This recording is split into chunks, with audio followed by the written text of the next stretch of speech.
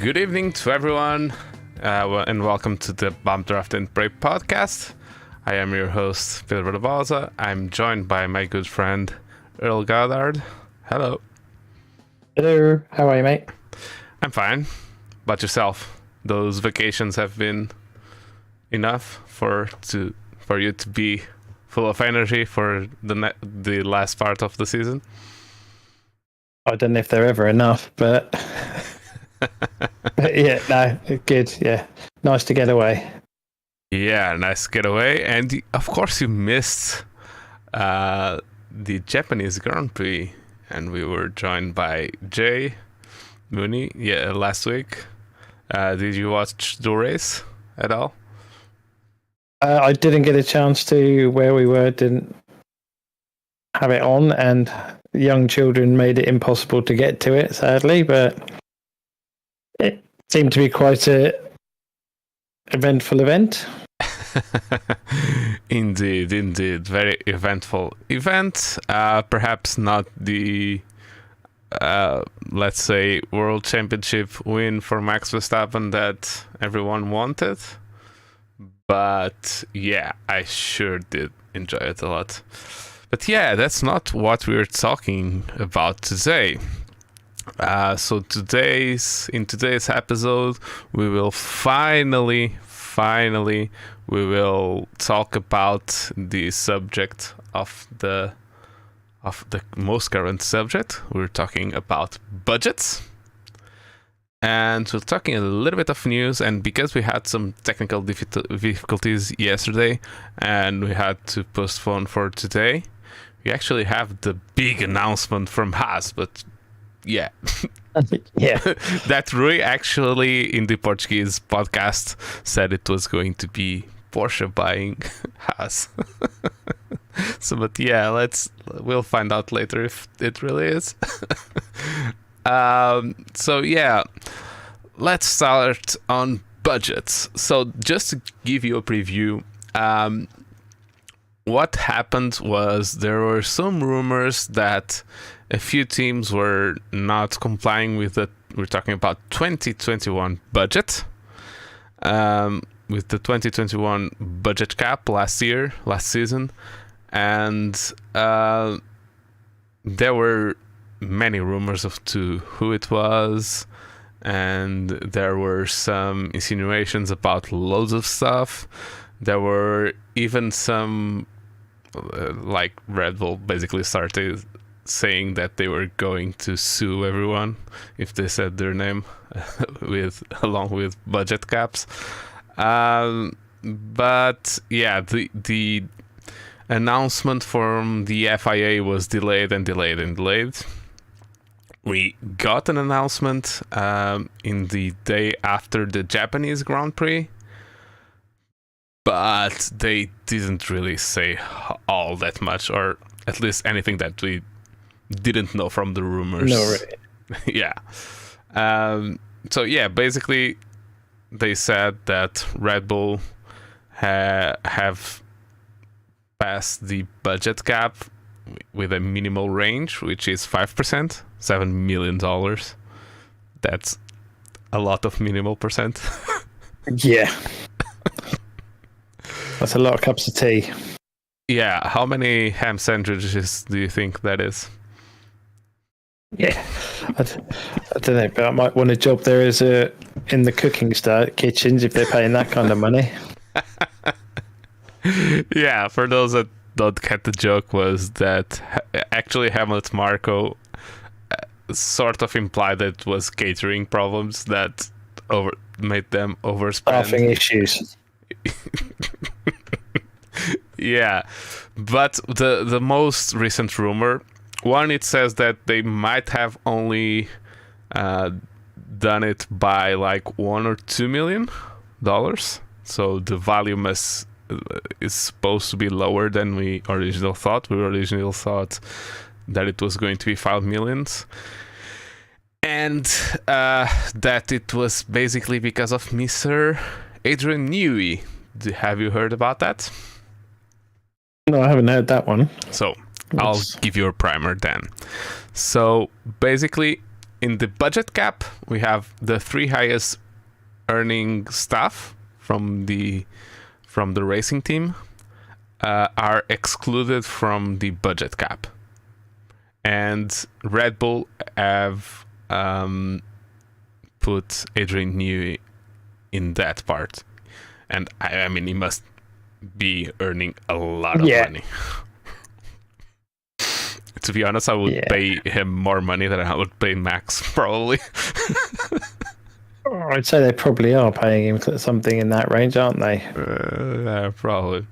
The issue here is that there have been some reports that he's being like subcontracted via his racing team. So Adrian Newey has a racing team, and that racing team is mainly to race and maintain his vintage racing cars. And the reports are that he is paid by his racing team, and Red Bull pays his racing team, and that excludes them from the So yeah, those are the rumors. What is it? Do you think it's possible that such a big team has made that mistake? Yeah, I don't think they've made a mistake. Sounds like they're being creative with the finances there to maximize earnings and minimize tax. But yeah, it's a strange one that they should have thought about that, surely. They said they're cleverer people than us. Yeah. And let's be honest, I know it's a budget cap, but although it's a budget cap, it's really a budget regulation. It's almost like a technical regulations, like the technical regulations that we have for the cars. So there's so much stuff in there that probably they have a team of people just looking for loopholes and ways to do stuff. And all the teams have done this. I'm sure of it, that all teams are looking 100%. at this. So they might have made a mistake with that. If it's Adrian Newey or not, we don't know. But yeah, what we know is that these teams are incredibly complicated, have incredibly complicated structures. Red Bull is actually 3 teams. We have Red Bull Racing, which is in the budget cap, is the one that it's regulated by the budget cap. They have Red Bull Powertrains. That is the one that is with the soon-to-be budget cap, but for powertrains. And they have Red Bull Advanced Technologies, I think it's something like that. So they actually have 3 teams, but only one of them is regulated by this budget cap that we're talking about. So yeah. Yeah, it's a bit meh. A lot to come from it still. Yeah, I think the FIA, to be honest, my honest opinion is that the FIA is probably has been caught off guard with something, and I don't know if this is a case of Ferrari engines 2019 or not. Yeah, they've been caught napping and just trying to how do we get around this? Yeah, how do you think that they should get around this? Giving a penalty, and a penalty of some sorts is going to come. At least I hope, for the good of the budget cap that I think all of us think that it's really needed in F1, because the amount of money that they pay is crazy. I think they'll do they should do some form of penalty on the team for the constructors. I don't think everyone's saying they're going to take Max's title away and give it to Lewis. It's like, that's never going to happen. Yeah. As much as it would be a bit of karma in it, sort out the whole Massey issue, even it up. But yeah, I think they need to do something. And I don't think it was. I can't remember how close it was between Red Bull and Mercedes for the constructors last year. But Red Bull stayed behind Mercedes in the constructors. Well, they did. So even if they lose, they could drop them down to third, but they'll lose a few $1 million worth of freight. Then either way, it's not really going to affect them, is it? It's going to be a slap on the wrist, and it's going to be if I have to be seen to be doing something.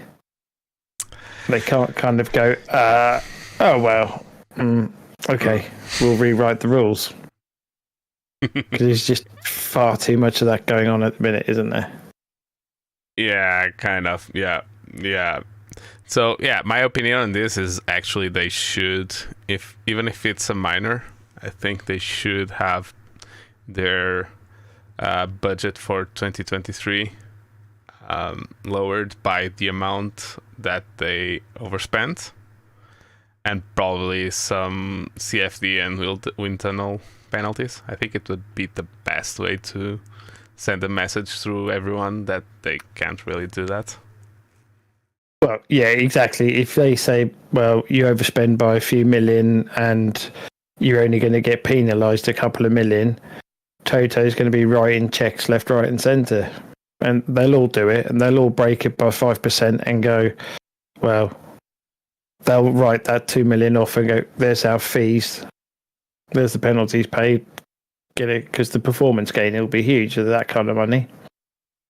Yeah, the budget cap is 145 million, and reports are that they were like Mercedes and Red Bull were like spending like 400 million or almost 500 million per season, so paying just a few more million to extra to pay the penalties and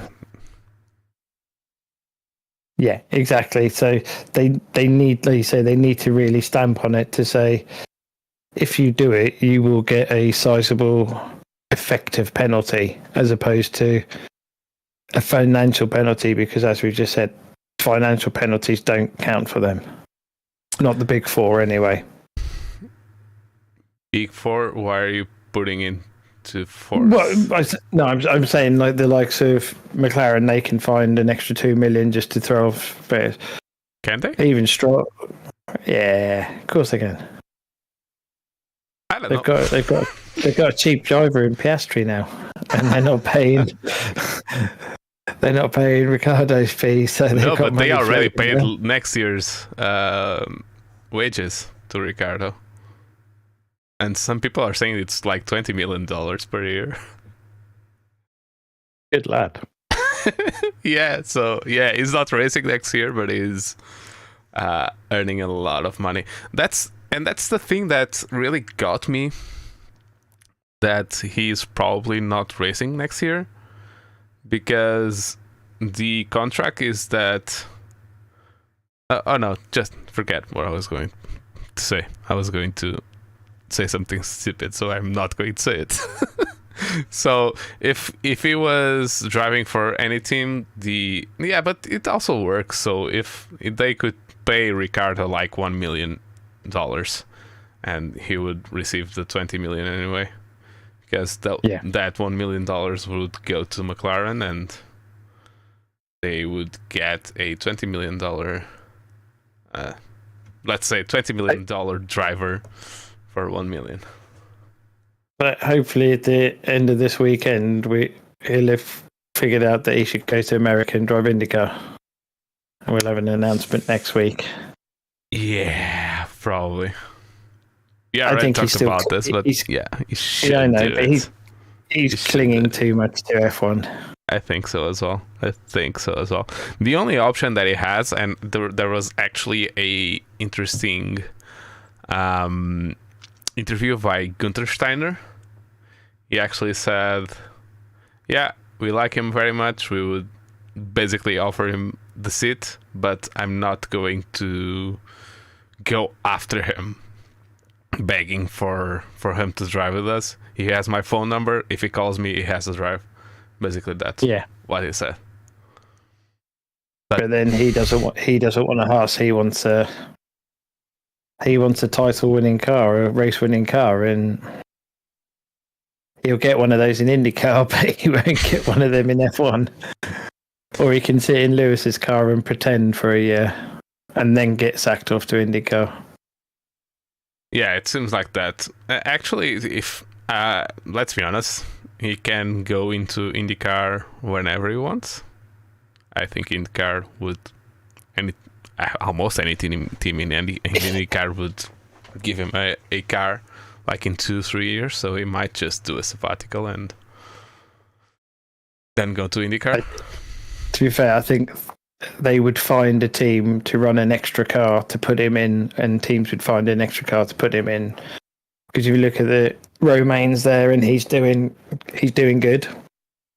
Then you've got all the GP2 drivers, Callum Ilott and that, and they're all top 10 runners. Yeah, very good. So you have to assume that Ricciardo is going to be higher than them. Yeah, if that actually happens. But I actually think that it's the perfect series for him. I think he would dominate for the next 5 to 10 years, to be honest. And have fun doing it. Yeah, and have lots of fun. We already have a few photos from Austin, him arriving with his handlebar mustache, his like American flag coat in a horse. Quite a tiny horse, to be honest, but a horse. I just looked at the horse right now, and it's quite tiny. But yeah, he is one of those drivers that really, really loves America, and he has a house in Hollywood. Like he loves Texas, so it would be perfect for him. Yeah, agreed. So budget caps. Budget caps. Get back on track. Back on track. The other two teams that were kind of talked about in the budget cap were Aston Martin and Williams. Williams just delivered it a little bit late, and they got a $25,000 fine. And Aston Martin, they said it was a technicality and that they were all good. I actually don't know if the new wind tunnel and all of that stuff, that doesn't count for not sure budget, does it? Because if it does, it might explain a lot about their car. Yeah, that would be true. I'm not sure, to be honest. Yeah, I'm not sure as well. But one thing that I think we all agree is that we shouldn't be talking about ham sandwiches when we're talking about F1 budget cap. I don't think that it's ridiculous. Even be a question. So how would you fix this if it let's forget about what penalties and all that stuff. Would you change anything to the budget cap to make it make more sense? I think overall the budget cap to us laymen's, it is fairly straightforward. There's obviously just, like you say, those few loopholes or little bits that the FIA need to tighten up on just to clarify grey areas. Which is with this, you can't say catering and yes, it'll cost a lot of money to fly people out and catering staff needed for events, but we're talking about that's not part of the budget cap, in my opinion, because it's not performance based, is it? It can start being if they stop eating pasta and start eating peanut butter sandwiches, just to save a little bit of bucks to have a new wheel nut or something like that. Yeah, but it's not going to make. Yeah, that can make the car faster, pit stop faster, but I think we're being a bit ambitious with stuff like that. Yeah. I actually. So I just think there's a bit of grey area that needs to be. On the whole, it's about there. How about, and I know what I'm going to say is never going to happen, Ooh, I'm going to preface this, but it's never going to happen.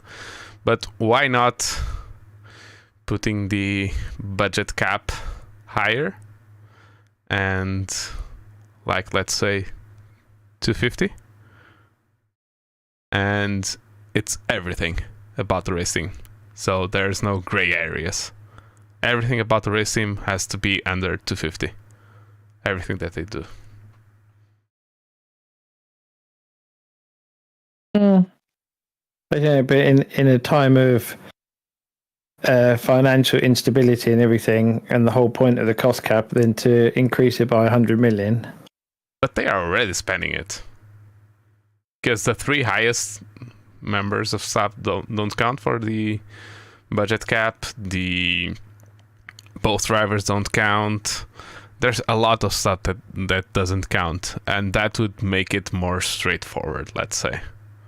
I that value came out of my ass, to be honest, but I have no clue how much more they are spending. If you went an extra 100 million, Max is 40 million straight away. So is Lewis in that same sort of vicinity. So is Toto. So is. Do you know what I mean? If you took two drivers, I know, and that's why I say it's never going to happen. Yeah, you start having Lewis take a pay cut so they can get the new floor he wants. But then he's got enough money he could just pay for his own floor. Yeah, but does he want to?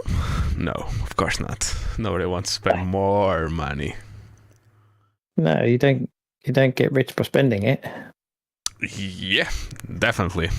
That's why we're not rich, because we're doing sim racing and we have to pay for our gear. So yeah, it's just they have to do something to it. It's definitely, we need it in the sport, as just to give it more longevity in the long term, and being more fair for everyone, and being, even for the image of the sport, is good. Not knowing that teams are not just spending everything that they get. And I think they also need to get it sorted sooner rather than later, because knowing what they like, the teams are already into next year's car design and spending budgets that side. So for the team's sake, they need to know now what's happening, and also for us as a spectator, we want to know now what's happening, and not 2 minutes before the first race where they go, oh, by the way, this is what the rules are now. It's just clarity. I actually don't know when the date starts and stops for the budget cap. But if it stops, let's say it's for the 1st of January to the 31st of December, they have to know in December what they're going to spend next year. Yeah, because they'll be spending that already now, won't they? Will they? Can't they just not spend a few million this year, and then start designing next year's car this year and spend the money of this year?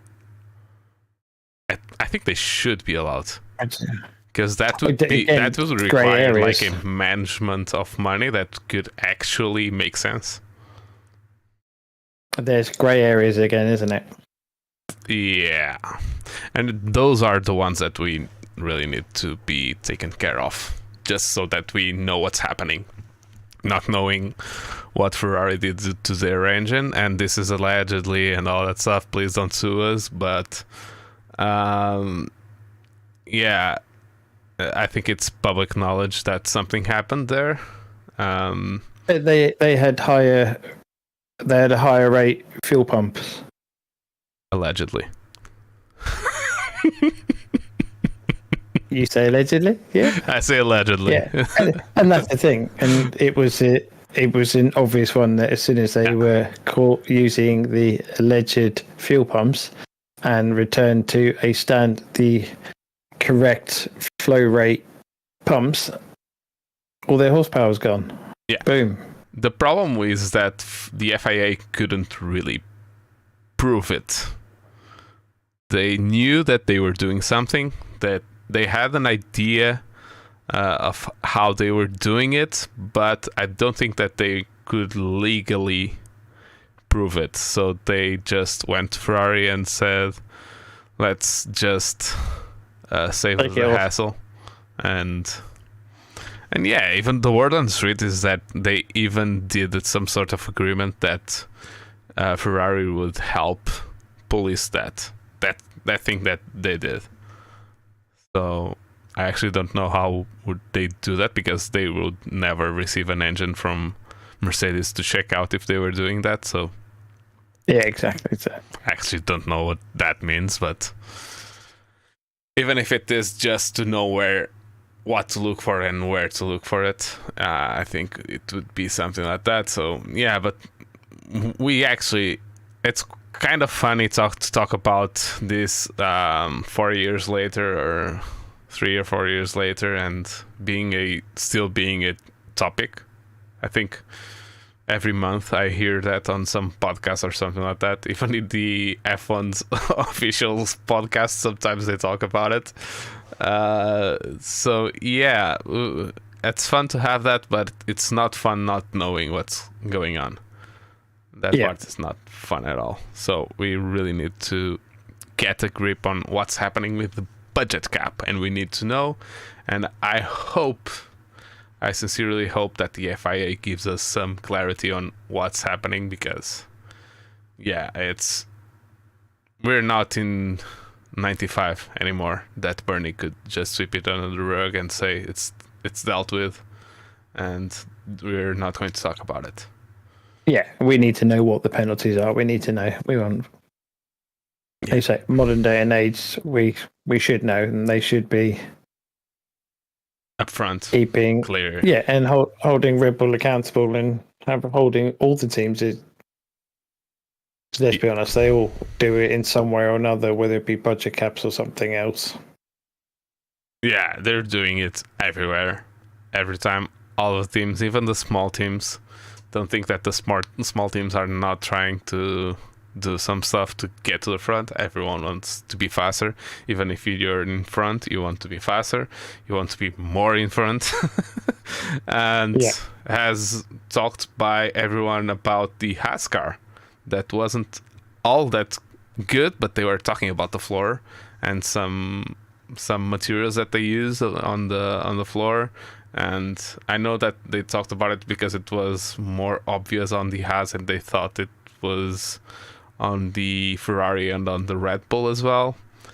So they changed a lot of things, and there was talk about the flexi floors and all that stuff. And and last 2 seasons it was the flexi wings and all that stuff. So yeah, there's always some kind of stuff to talk about cheating, or there's always a very clever person who can interpret the rules. And when you've got a big budget of 100 million or whatever it is behind you, in the old days 500 million, any idea you come up with, if it's got the potential to improve time, it will be made, whether it's thrown in the bin because it didn't work, or they make another 20 because it works. But from a designer's and engineer's point of view, it's great because they can go, oh, what about this? And it might sound absurd. It's like, Das, well, why don't we just make the steering wheel movable so that they can generate tire temperature? Someone had to sit there and think of that and go, how could we do that? And how can we do that legally? Because that was the most impressive part for me. But not so much the legally, but just also the physical engineering of having a steering wheel move whilst you're driving. It's fucking scary. Oh, pardon my French. Yeah, I agree. When I saw the first time 2 years ago, when I saw Lewis just go, I was like, fuck me. That's scary, because I've been doing, I never done any kind of real life motorsports, but in sim racing, I'm always like, now I have actually a decent sim rig made by me in wood, but I added so many screws in there just to keep it all still, and because I hate it when I had less effective cockpits or played in my desk or something like that. When you have the steering wheel moving, it's so distracting, so very distracting. And when I saw that, I was just like, it almost scared me. Yeah, no, that's some brave stuff there. But I said that's why we love F1, because someone sat there at some point in the middle of the night and went, "Oh, we need to generate tire temperature on restarts. Ideally, we could do that." That's what we like. Yeah, and eventually when they got rid of that because it was outlawed, I think they got much more temperature in front tires of Lewis' car. Yeah. Yeah, brake magic is awesome. And they actually did that. I haven't done it, but there is a setting on iRacing, the Mercedes car, with the brake magic button. You can actually map it, I think. It's at least it exists, because I already saw an image of the message on the steering wheel. So that's crazy. Yeah. So, and the fact that they call it brake magic it's good as well. I gotta give it a funny name. So yeah, for those of you that don't know, I actually thought it was much more like, let's say, extreme than that. I thought that it was all to like the brake. Basically, they just clicked one button and it passed the brake bias. So the partition of how much you're braking with the front wheels and how much you were braking with your rear wheels, and it just went.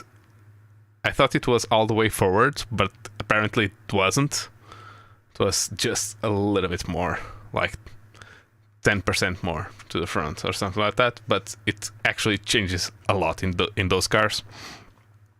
And if you have even a little bit of an interest to try some sim racing, you can actually try that in various cars, and it's different. If you go to a GT3 car, maybe it's in increments of 0.5%. If you go, for example, to an LMP car or something like that, it's like 0.2% every time that you click the number. If you go to Formula 1 car, it's probably 0.1%. So and you can talk more about this, but it changes a lot more in those cars than in slower and less efficient cars, let's say. I mean, the brake bias, especially on the modern F1 cars with all their torque technologies they use, and that combined with brake biases and engine braking. I think there's a YouTube video of Alonso, and he on a quali lap, and I think he changes the brake bias about 6 times a lap, because when you're at their level, it does make a difference. You can set the car per corner, as opposed to more gentleman drivers and people who aren't aliens will have a brake bias setting, let's say run 48% front, and then they'll change it just a little bit at the end of the long back straight to get a bit more rear braking to stop locking up, and then go back, so maybe 2%. Whereas, like you say, F1, they're changing it per corner at the same time as adjusting the torque values and the diffs. Yeah, it's just the cars these days are so technically advanced. It's just phenomenal. Yeah, that was actually what we were talking about when we were trying to find some reason for Ricardo not being able to be as fast as Lando. And it was... I now get it. When you said that, I didn't know about that. But when I now see what they are doing in in those cars...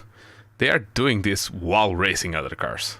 They are changing per corner. They are changing, like you said, diff values and torque vectoring values to the front diff and to the rear diff. And there's longitudinal torque vectors, and it's so much stuff. Yeah, and then on top of that, you add an engineer telling you to change modes, and the change modes will generally be, let's say, dial A 2, and then button 3, then button 6, then confirm, and it'll be about a 6-step process. But you'll only have X amount of seconds between each process before the wheel goes, you haven't completed, and it goes back to default. It cancels what you had started. So if you add that into, if you've got a wheel with buttons on it and a wheel with rotary dials, and just come up with the most insane thing you can think of, and it is literally multi B stroke 1 push thing and then position 2 while racing, while staying on the track and not hitting other cars. And like I say, they think that's why the younger generation now, as I'm calling Lando, the younger generation. He is not the youngest on the grid. But them coming from a more sim-orientated background where they weren't just driving cars, they had a drinks bottle and a microphone. They're doing sim racing where they have basically equivalent equipment to an F1 car now, that by the time they get in one, it's second nature, where Danny's had to learn, because I don't think he's not like Max, who's a gamer. No, he's not a gamer. He got in F1 and we were with the... Were we with the hybrids already? No, because his first race was HRT at Silverstone, right? I think it was. Yeah.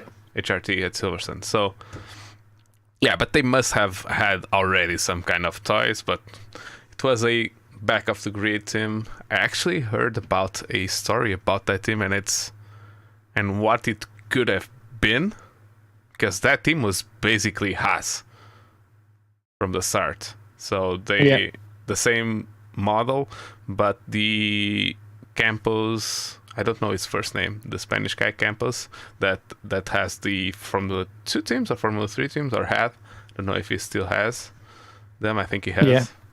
And they were doing it the same way, but I know when it was. It was because of Karun Chandok, actually. His latest appearance in Beyond the Grid podcast. And he said that they had an update coming, but the administration of the HRT team fell out with Dallara, so no updates. No update. And no updates for the rest of the season. So yeah, you're with a slow car and you have no updates for all of the year. So yeah. So they must have not been quite the same level. And at that time, we had 3 new teams. We had Virgin. We had... It was Lotus. I don't know if when they entered as Lotus, but then they were Caterham and HRT, and they were... they had to use Cosworth engines. It was mandatory for them to use Cosworth engines. They couldn't get one from another team. So, yeah. As much as we like Cosworth, it's a nice company. At least I like them. Yeah, they could, but they just couldn't compete with the manufacturers and what they were doing at that era. No.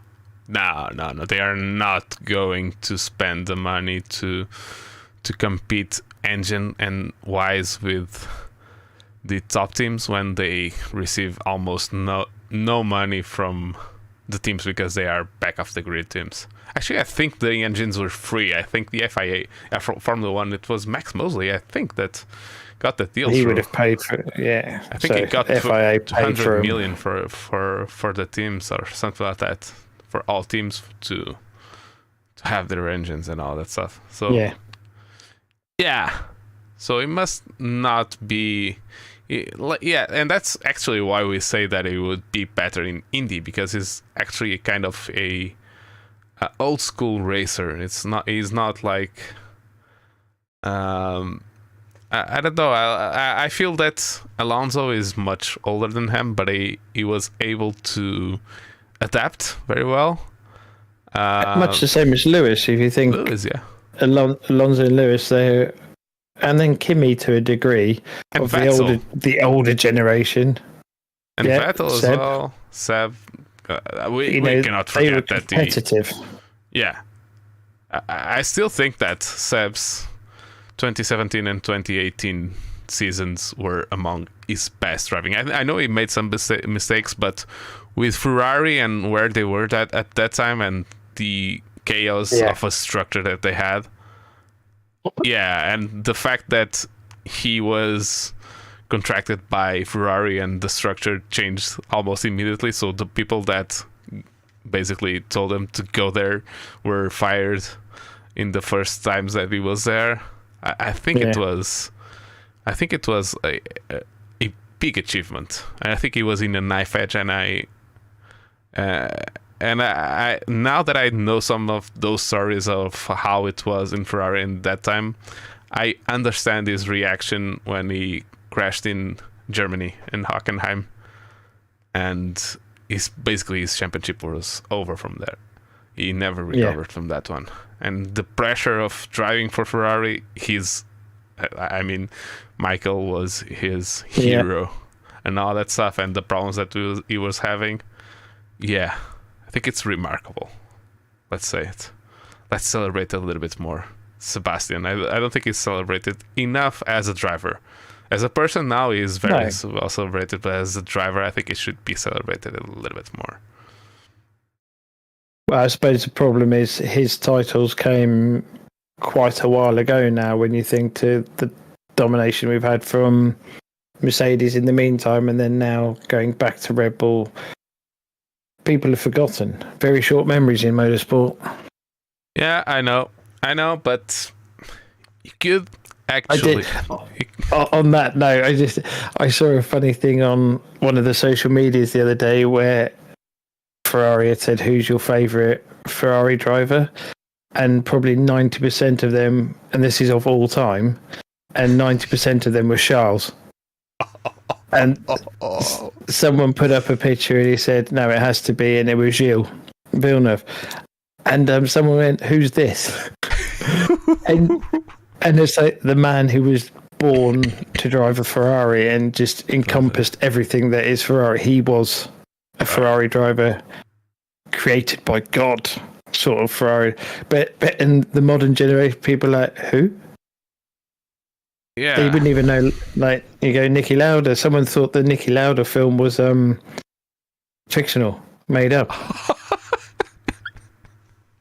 and you just there were things that were made up, but the actual words of Niki Lauda, it was that it was like 80% or more true, actual, exactly what happened. And he was a very critical and an analytical person. So it just makes me chuckle when, like you say, we talk about Sebastian and that people are just thinking he's a no-hoper in an Aston, and it's like, well, but they don't think further back than 2019 and Charles winning a race.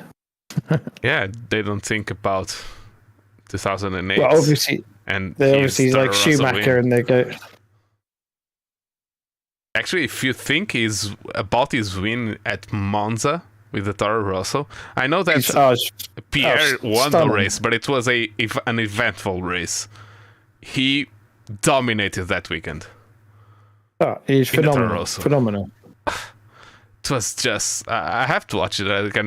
Too bad that I now want to watch it again, but now I don't have F1 TV anymore, so I don't know how I'm going to watch it legally. So YouTube. There must be some stuff there. So people kind of forget that he was a prodigy and he was very young when he started F1. And I kind of, because I don't like domination, I kind of never liked him in his Red Bull days, and he was kind of cocky and all that multi-21 stuff. He didn't make it easy for us to like him.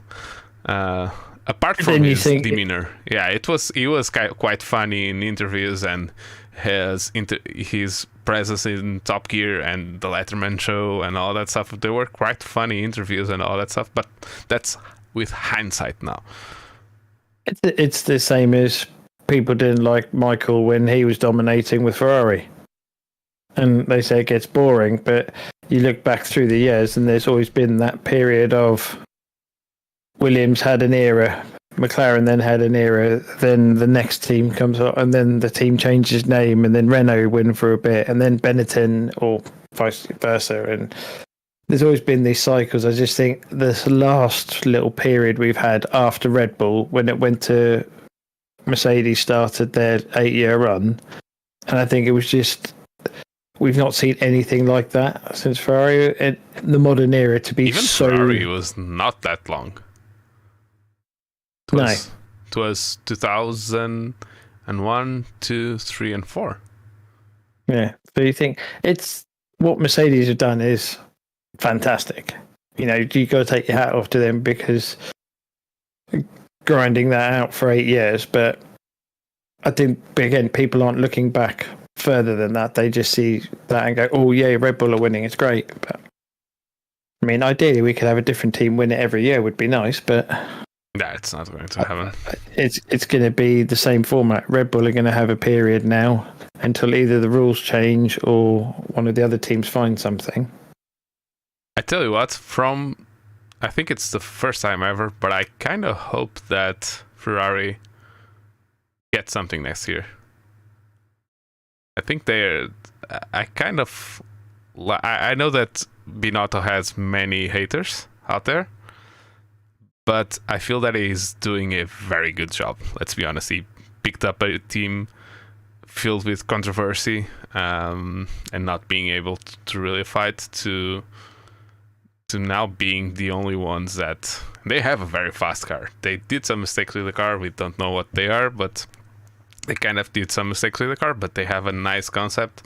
The environment around that team is very different now. There's not all of that sacking, because in the old days, after John Todt and before Mattia Binotto, it was like every month you had someone being fired. Yeah. And now lose a race, get sacked. Basically, it was that. It was basically that. So I kind of... I'm not saying that I want them to win, because... I already said this on the podcast. I'm a Lando fanboy now. And of course I want them to win. And by extension, I'd like McLaren to win. But yeah, and it's the first time that I feel like this for a team.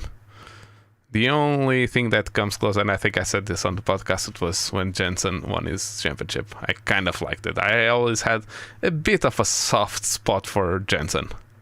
I would not root for him every race, or any race, but I liked seeing him get a little bit of a break, because he didn't for a lot of years. Yeah, he definitely became the modern day Jean Alesi, didn't he? Win the odd race and just everyone wanted him to be champion, but it took like 6-7 years to get a win. His first win was with BAR, like 06, 07, 06? No, 05. It was Hungary. It was Hungary. Hungary, wet race. Wet race, yeah. Yeah, that would be a kind of starting to be a kind of pattern for him. He was. Some people just say that it was like just throw everything all the times, and sometimes it worked. But I kind of think that he had kind of an eye for grip and how to do that stuff. You don't just do it every time that there's a drizzle and do it, because if that happened, he wouldn't be a world champion, let's be honest, because he only had the best car of the grid for a bit in the beginning of the season. And they just made the best of it, didn't they? Yeah. Before everyone caught up. Yeah, a Red Bull caught up very fast, and he was like, I think he won he won like the first 5 races or something like that, but then it went spiraling down from there, and he was like doing fifths, fourths, the occasional podium and all that stuff, and he actually won the championship at Brazil with a 5th place. Just enough to win the championship. Yeah. So yeah, still champion. Doesn't matter where you win by. No, it doesn't matter where he wins. So yeah, news. Let's talk about news. So we were talking about news, actually. We were talking about drivers, but we got caught up in some conversation about the past. So the other news, it's Haas, actually. They had a press conference for today, and it was not like Rui said that it was Porsche. It was actually a new sponsor for next year, or next few seasons. Money grab or something like that. I actually don't. Money gain, is it? Money gain, money something. Must be some kind of crypto. Yeah, and they need it. And they need it. There's so much patience and money that Gene Haas wants to put into Formula One. Because let's be honest, he's only there because he likes Formula One. He's not doing that because it brings him any money. Everyone uses Haas CNC machines, so it doesn't really need all of that money spent in Formula One. But yeah, it's not Porsche. The FIA still says that Porsche is trying to get into Formula One. Do you really think that they are going to get into Formula One now that the Red Bull thing went off the rails? I think they will. How they do it, I don't know. But I think they're due because I think they've, yeah. I don't know. Don't know how they're going to do it, but I think they will turn up. I have a different opinion. I think that they won't turn up. Because the thing is, no, they won't. Because the problem is not buying a team. The problem is that they have to do a engine. They are not going to use Audi's engine. I don't think that Audi would really. And I don't think that Porsche really wants to use Audi's engine. They are bitter rivals within the Volkswagen group. So yeah, I don't think, and I don't see the VW group spending that amount of money in 2026, 25, 26. I don't see it happening, to be honest. But then is the Germanness of it wanting to beat Mercedes that much that they're willing to put both teams in there just to be the best Germans? That's a good question, but again, it's another who knows. How much do you think that they are willing to spend for that? And will Mercedes be there? Who? Well, that's the thing. Will Mercedes be there? I don't know. I heard. I remember a statistic. This goes back to the days of Stuart Ford and Jaguar.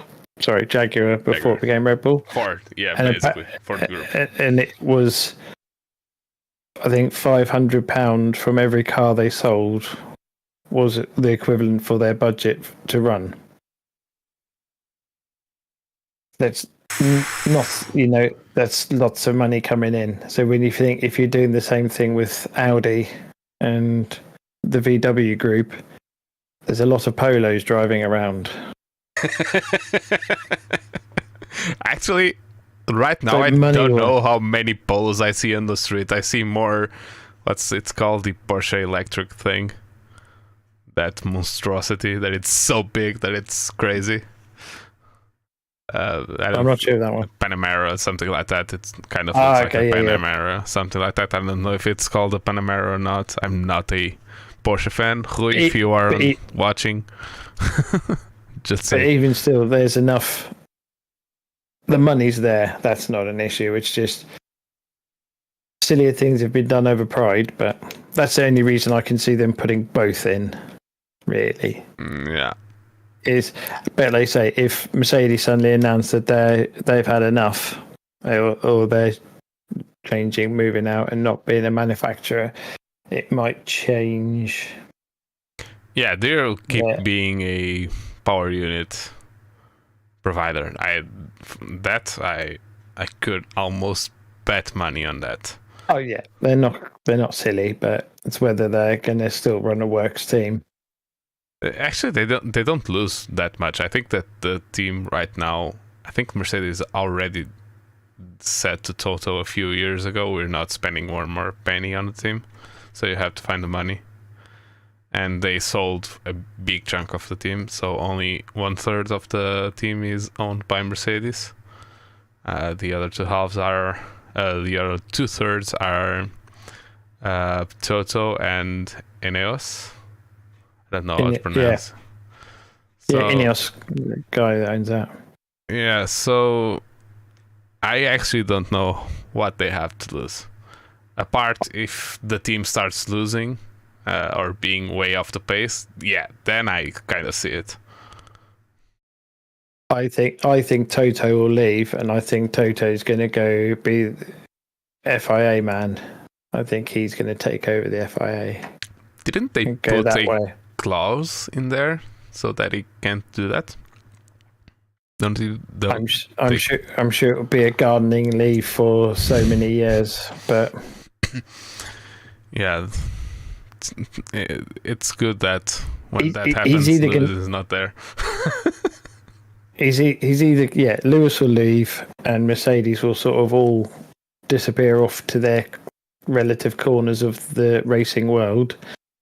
And I think Toto will either disappear altogether and you'll never see him again, and he'll just be, he owns this team or that team and he's never around, or he'll go into FIA.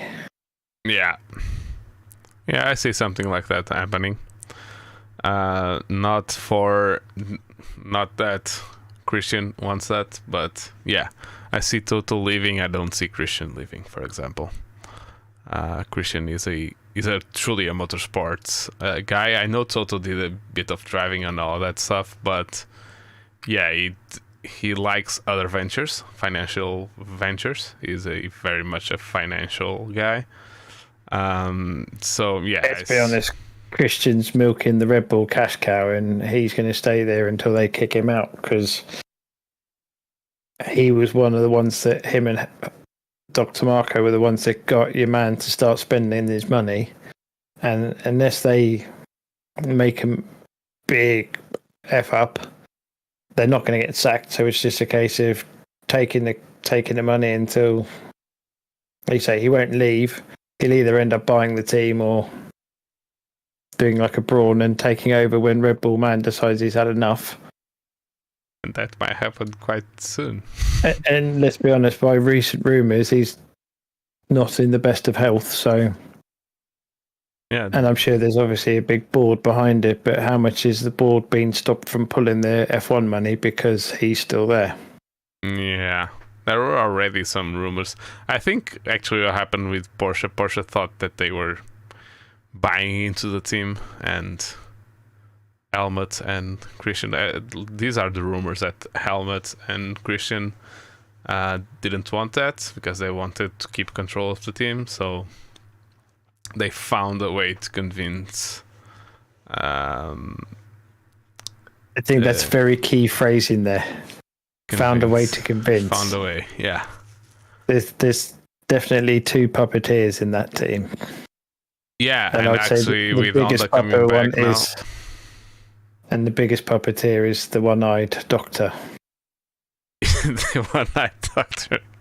Yeah, and actually he was the one who brought Christian into the team, and then Christian said, if you want to win, you have to bring on Mr. Adrian Newey, and let's give him props for basically building that team from the mess that was Jaguar. Because it really was a mess, Jaguar.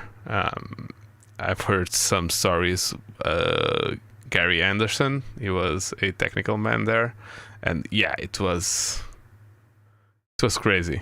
The stories that he tells about what was going on in that team. It was all of the money that you talked about, but it was being spent everywhere but where it needed to be spent. So his account is that once the Stewart family was not, Paul Stewart and Jackie went off, basically they brought money and they put it everywhere but where the car needed to have money. The team needed. So yeah, they built the juggernaut that is Red Bull now. And those are the three guys that we have to thank for.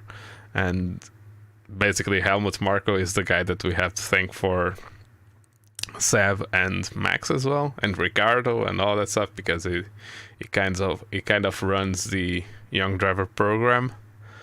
That means that I have to kick him in the balls for not bringing Felix Acosta into the team and taking the Russian money. That would never happen today. No. So yeah. So news. It's basically all that we have. Don't have more news than that. It's been a slow week. The only news that we got was the sponsorship for Haas, and that's not that big. Ricardo riding a horse. So now about that's the update. Austin. Let's talk Austin. What are your predictions for the weekend? Do you think that Max will go first and then Sergio find a way past Charles and then Max lets Sergio pass?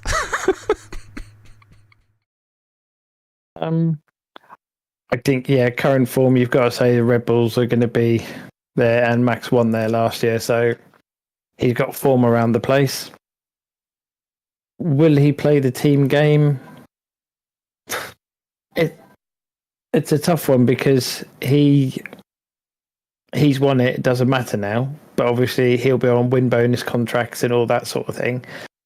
But Sergio has helped him out, especially last year at that final event, trying to help it. So you'd like to think he'd pay him back, but I don't think he will.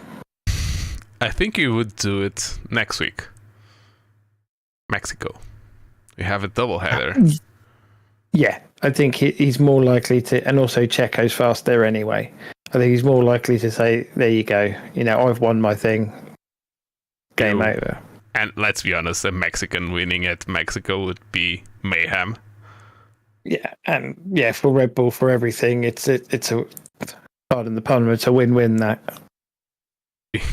I would say, if Ferrari bring the car that we know they've got and they don't have any penalties, engine penalties and grid penalties and all those sort of things, Charles capable of competing, but what we I don't know if you know this, but they had a new floor in Japan.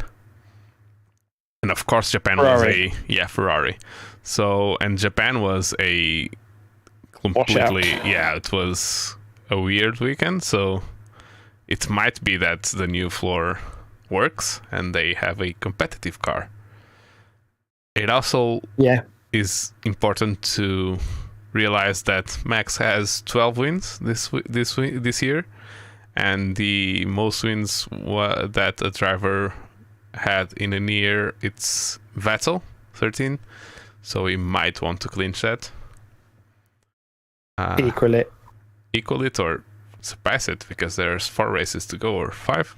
Yeah. So he can surpass it. If he wins 2 more, it will be the undisputed most wins in a single season. Yeah, like we say, we look back over the last couple of races, and Ferrari can sort of throw in a bit of one here or there, but they're just over a weekend. Nothing's touching Red Bull at the minute. So, to be boring. Yeah. to be boring, we'll say it's going to be a Red Bull victory. Yeah. Although Ricardo was 5th last year, so let's give him some props. He might be up there. Yeah, I just don't see what Charles has still to do this season, because I don't think that second place is that important to him. I think these guys want to be first, and if it's not first, screw it. Yeah, I think he'll try and win the last 4 races just to get the wins, irrespective of whether he finishes second in the championship or third. I don't think he really cares. But now it will just be race by race, win the race. Yeah. More than anything, to psychologically prepare yourself for next year. If you can win the last 4 races of season, you just go into the winter going, I'm going to have him next year. And as we've seen, Max doesn't really care if he wins the last race or wins the first race. He's got to that level of Lewis now where the confidence is there, even after 2-3 bad races. They don't doubt themselves. I think Charles hasn't quite, or the rest of the group hasn't quite got to that level where he needs that 2-3 wins on the trot to just boost him. Yeah. Yeah, I was actually looking for the win rate. So Michael and Vettel are on the most wins ever, tied at 13. Michael's percentage is a little bit higher because there was 18 races in his season. That was the 04 season. And then in 2013 we had 19 races, so the win percentage is a little bit different. But yeah, actually before this season, Michael and Vettel had first, second, third, and fourth places. Because they were both Michael and Vettel had 13 and 11 wins in one season. Yeah. And Lewis has his most is 11 as well. 2014, 2018, 2019, and 2020. So yeah, it's crazy numbers, but let's be honest, we have many more races than we used to have. I'm actually surprised that we had 18 races in 2004. I didn't know it was that many. We used to have like 16 races. It was the average. In the old days, it was like 6 or 8 races, but yeah, it doesn't earn them enough money. No. But it was different. I must say that it was very different, and that's why I'm not saying that sprint races are the solution to every F1 problem, but I get a little bit triggered when people start talking about the purity of the sport when they talk sprint races, because if you go back to Fangio's and Sterling Moss's time, they had Grand Prix that lasted like 6-7 hours. Yeah. And then they used to, maybe not quite those days, but a little bit newer, but they'd do a Formula 2 race on a Saturday morning and then an F3 race on a Saturday afternoon and then the GP on the Sunday, and there was a lot more. Yeah, and it used to be driving. Yeah, and it used to be called Grand Prix racing. So you have there was some times that we had Formula 2 cars driving with Formula 1 cars and actually winning, which was or being competitive, which is crazy nowadays in today's standards, by today's standards. But yeah, that's why I normally say there's no purity. There's only what they want to do and what the fans want to see. So yeah, I think you can safely say it used to be a sport and it's more of a business now. It's an entertainment. There's still the sporting element to it, but venture capitalist aspect of it comes first. Yeah, and Mr. Bernie was at the forefront of that. Was the visionary of that, let's say. He made it what it is, 100%. Yeah. As many things that he did wrong, and from the one that's grown a lot since he sold the rights to Liberty, because Liberty actually thought that internet was a good thing and not the devil, like Bernie used to. And so there are some stuff that I kind of cringe a little bit. Drive to Survive is one of those things. I kind of cringe a little bit about it. It's very good for the sport. Don't crucify me. It's very good for the sport. I think we should have it. But it's bullshit. It's just very, very Hollywoodized. Yeah, manufactured. And but what it's doing is it's bringing a whole new audience, which is why all these Grand Prix are selling out within hours of tickets opening.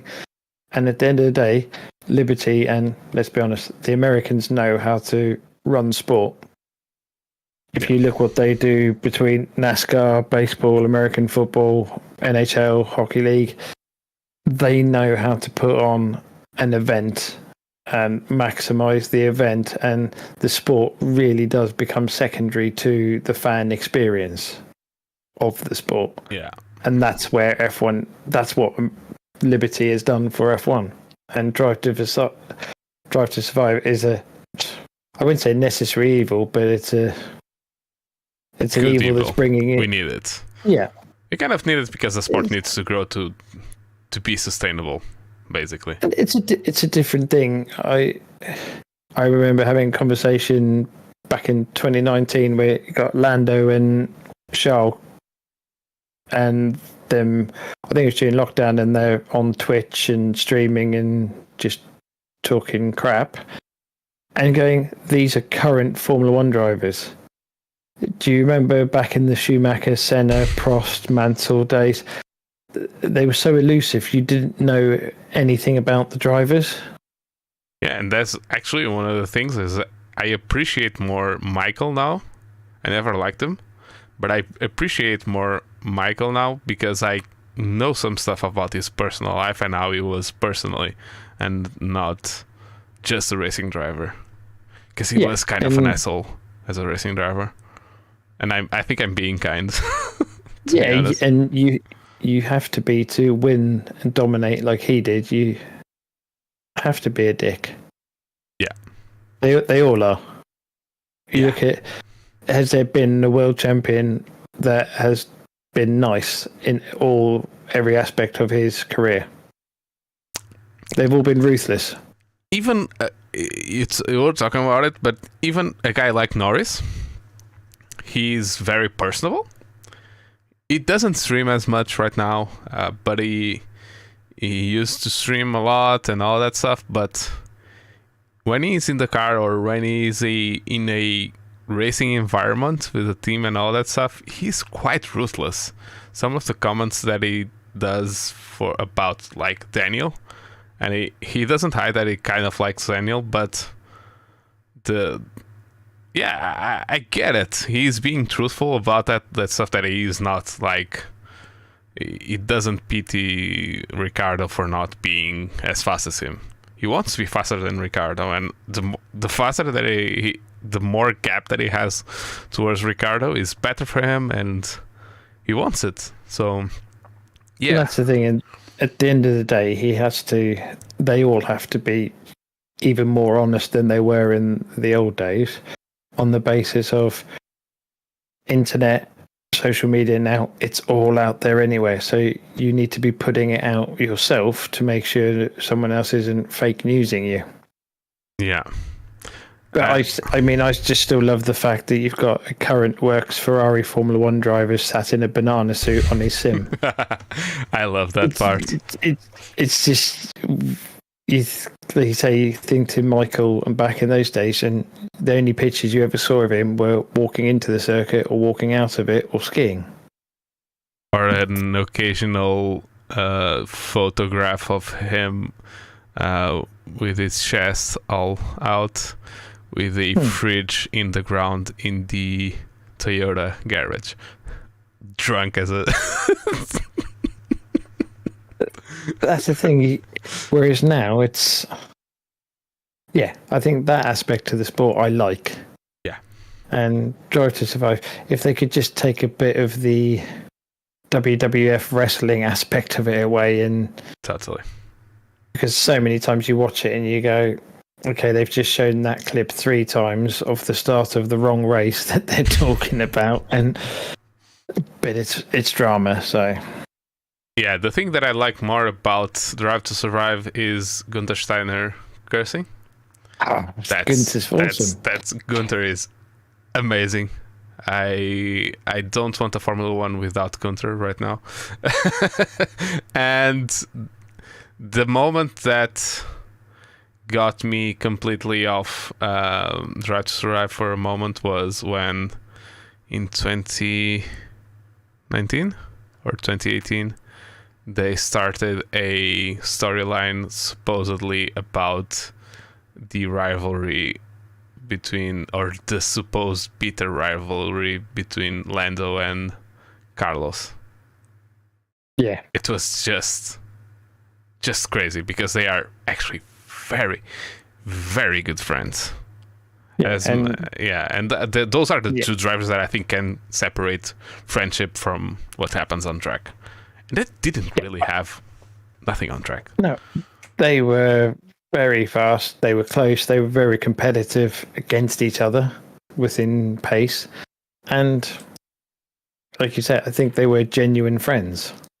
Yeah, they still are. Every time Lando passes Sainz in the paddock and Sainz is with his mind somewhere else, he kicks him in the balls in the middle of a Sky interview. They are really good friends. They are like very good friends. And actually, it seems like, and they talk about that Sainz and Leclerc are also very good friends. So it seems to be. Yeah, they play paddle together in golf, and they go play golf with Lando and all that stuff. So yeah, I that's what I like about this current generation of Formula One drivers. They seem to be able to separate what's on track and the rivalry that they have on track from personal life outside of Formula One. That's what I like the most about. I don't think we have, apart from probably Lewis and Max, I don't think there's like none of those toxic relationships like Hamilton. There's no toxic, Rosberg, I don't think. And that's part of the sport I actually quite enjoy right now. It's very good, to be honest. It gives us very good content to watch, not only to talk about but to watch.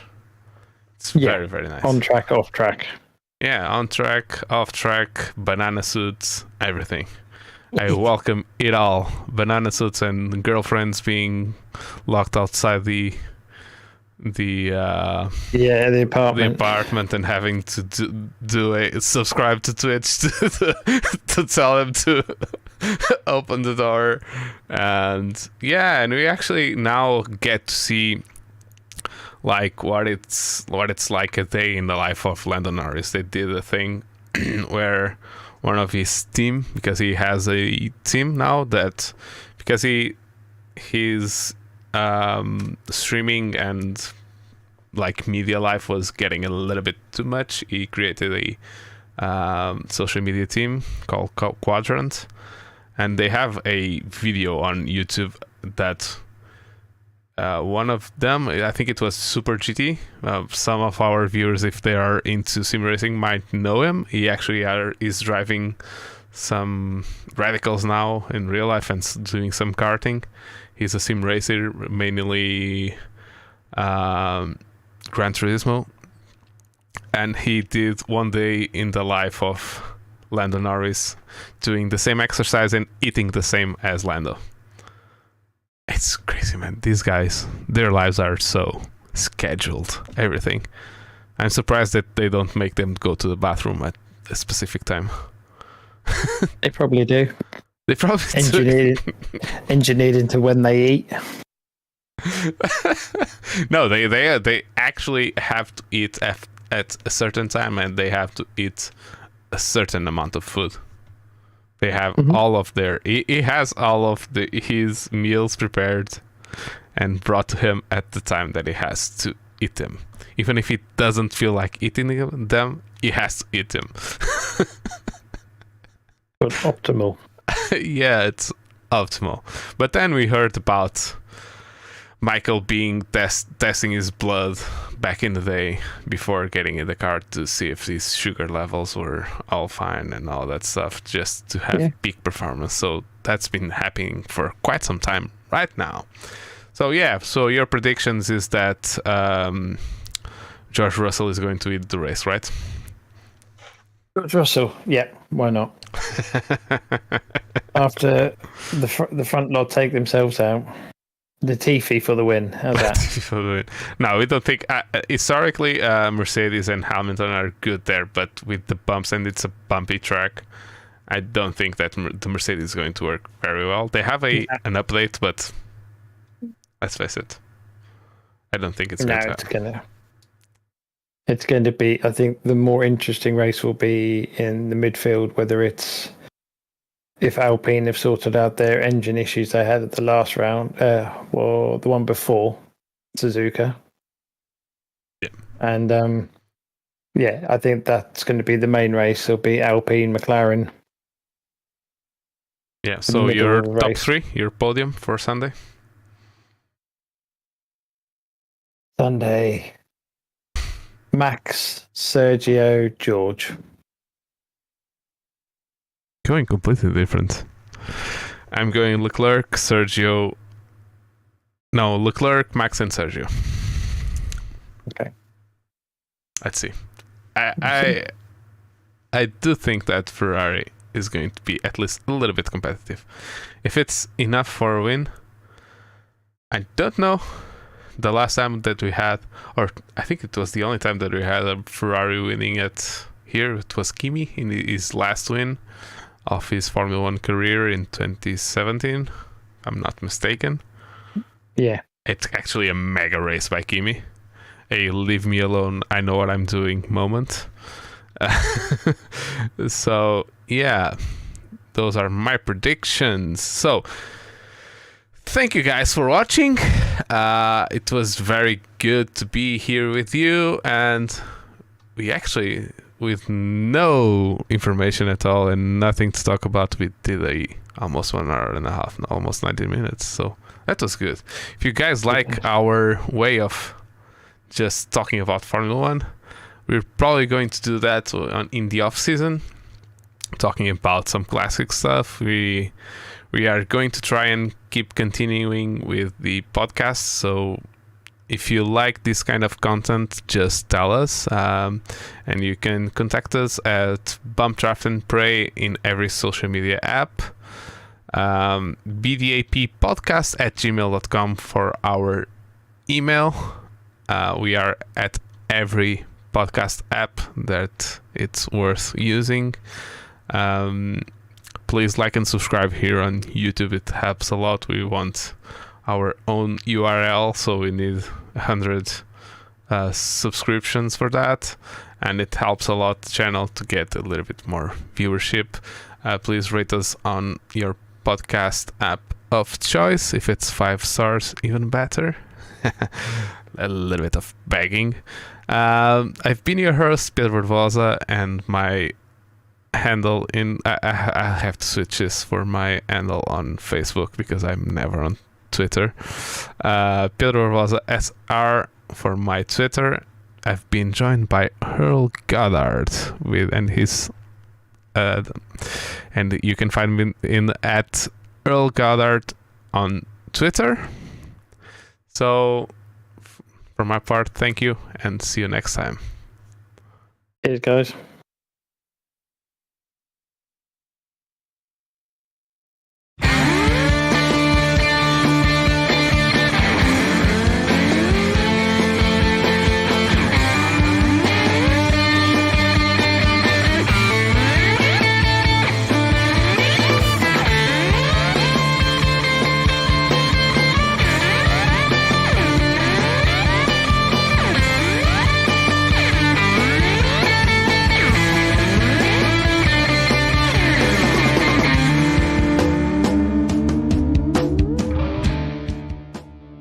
Draft and Pray is an independent podcast, and the music was by Letting Punks Know.